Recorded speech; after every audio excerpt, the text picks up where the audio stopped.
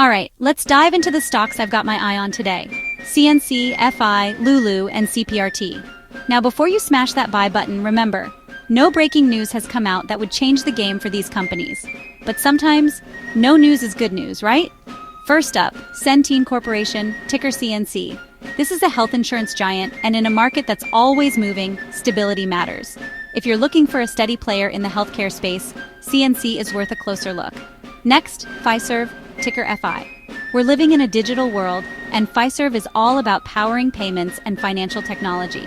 As long as people swipe, tap, or click to pay, FI keeps cashing in. Now, let's talk about Lululemon, ticker Lulu. Athleisure isn't just a trend, it's a lifestyle.